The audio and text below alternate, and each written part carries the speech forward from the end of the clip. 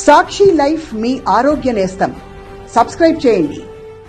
విజయవాడలో వైఎస్ జగన్ ప్రభుత్వం ఏర్పాటు చేసిన అంబేద్కర్ ఆవిష్కరణ మహోత్సవం మరికొద్ది గంటల్లో ప్రారంభం కానుంది. బెజవాడ నడిబొడ్డున ఏర్పాటు చేసిన డాక్టర్ బిఆర్ అంబేద్కర్ విగ్రహం ఎన్నో ప్రత్యేకతలను సంతరించుకుంది. డాక్టర్ బిఆర్ అంబేద్కర్ జీవిత చరిత్రను తెలియపరిచే మ్యూజియం కూడా ఇక్కడ ఏర్పాటైంది. ఆయన జీవిత కష్టాలను తెలియపరిచే ఎన్నో ఘట్టాలు ఇక్కడ ఏర్పాటు చేశారు. ఆయన ఆలోచనలకు ప్రతిబింబించే విధంగా ఐడియాలజీకి కళ్లకు కట్టినట్లుగా ఏర్పాటు చేశారు. ఈ మ్యూజియంపై ప్రతినిధి దీప్తి మరింత సమాచారం అందిస్తారు. ఇక్కడికి వచ్చిన వాళ్ళు ప్రతి మినిట్ టు మినిట్ ఈ అద్భుతాన్ని ఆస్వాదించాలి. ఒట్టి ఆస్వాదించడమే కాదు, బోలెడంతా మోటివేట్ అవ్వాలి. Yes, that is the core concept. అందుకనే స్టాచ్యూ ఆఫ్ సోషల్ జస్టిస్తో పాటు ఇప్పుడు నేను ఎక్కడి నుంచి అయితే నిలబడి మాట్లాడుతున్నానో ఇదంతా డాక్టర్ బిఆర్ అంబేద్కర్ గారి ఎక్స్పీరియన్స్ సెంటర్, చైత్య అంటారనమాట. అంటే ఇక్కడ ఆయన జీవితంలో ఓవరాల్గా జరిగిన ఎక్స్పీరియన్సెస్ అన్నిటినీ పైలప్ చేస్తూ మ్యూజియం అంటే ప్రాబబుల్లీ ఒక చిన్న మాట అవుతుందేమో. ఎందుకంటే మ్యూజియంలో యూజువల్గా మనకి యాంటిక్ ఐటమ్స్, యాంటిక్ థింగ్స్, రాజులు అప్పట్లో ఎలాంటివి వాడేవారు, ఇలాంటివన్నీ యాంటిక్ ఐటమ్స్ కలెక్షన్ మాత్రమే అని అనుకుంటాం. కానీ ఇక్కడ మీరు చూసే each and every single monument ఈ పర్టిక్యులర్ మ్యూజియంకి సంబంధించి అది 100% ఎక్స్పీరియన్స్ అయ్యి తీరుతారు అంబేద్కర్ గారి లైఫ్కి సంబంధించి. ఫర్ ఎగ్జాంపుల్, ఇప్పుడు ఈ మ్యానిక్విన్ మీరు ఏదైతే చూస్తున్నారో ఇది మహత్ సత్యాగ్రహ టైంలో చావ్దార్ నదికి సంబంధించి బ్యాక్వర్డ్ కాస్ట్కి సంబంధించిన వాళ్ళెవ్వరూ వచ్చి ఇక్కడ మంచినీళ్ళు తాగకూడదు అంటూ అప్పట్లో బోలెడన్ని రూల్స్ని ఆక్షేపించేవారు.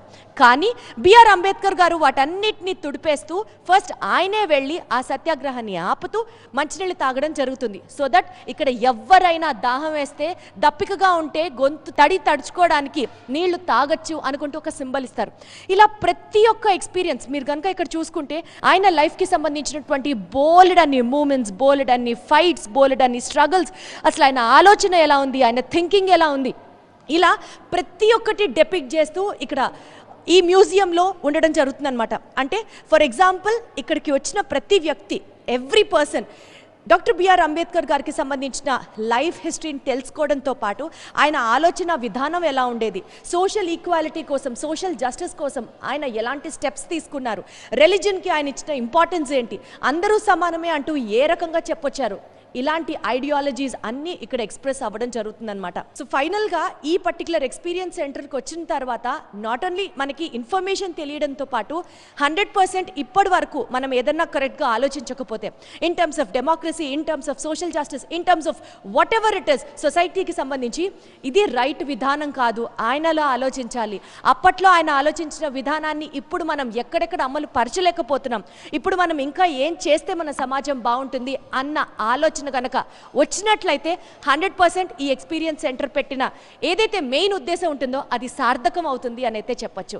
సో ప్రతి ఒక్కళ్ళు ఈ social justice, statue of social జస్టిస్కి సంబంధించి, స్టాచ్యూ ఆఫ్ సోషల్ ఈక్వాలిటీకి విజిట్ చేసిన తర్వాత ఈ పర్టిక్యులర్ మ్యూజియం ఎక్స్పీరియన్స్ సెంటర్ని కూడా విజిట్ చేయాల్సి ఉంటుంది.